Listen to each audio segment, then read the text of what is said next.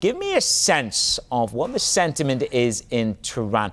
How prepared are Iranians for this moment in time? I think, obviously, they've experienced sanctions before. They're probably the country that's faced U.S. sanctions more than any other that we know of in history. So I think that, for them, it feels like a really sad case of deja vu. But I think the speed and the extent to which the currency has declined has left them in shock. Many of them are still reeling from the impact of that, the impact that's had on prices, both imported goods and stuff that's produced inside Iran as well. It's had an effect on the price of everything. Manufacturers and producers are worried about getting their hands on primary materials that they need to manufacture certain things, simple things like plastic milk bottles, for instance.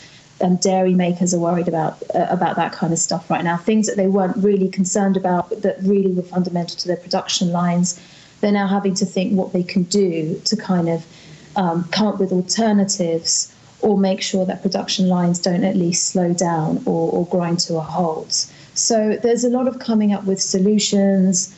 I'm thinking of ways to work around things. At the same time, the government is expanding its subsidy and welfare support program for the poorest Iranians. It's going back to providing food baskets, something that it did for the last time, I think about 6 years ago, when Hassan Rouhani first became president. So there's a lot of, like I said, this sense of sort of sad recessionary deja vu.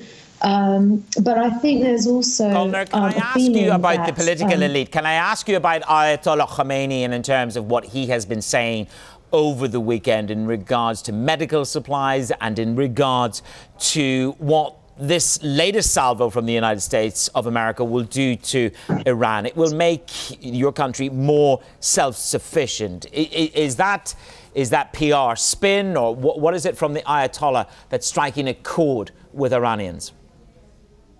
Well, what Ayatollah Khamenei said over the weekend was that, from his point of view, in the past, sanctions have helped Iran to become, as you said, more self-sufficient. And he's very keen on making sure that Iran produces more, manufactures more of its own stuff domestically, that it relies less and less on imports, that it tries to export to neighboring and more friendly countries. He's very much, and has been for many years, pushing for this kind of self-sufficient economy. And, there are billboards around town, occasionally, not all the time, but occasionally encouraging Iranians to buy things like Iranian shampoos, to buy Iranian shoes. There are adverts for instance, Iranian-produced sneakers on the TV. But when, whether it translates to reality is another thing.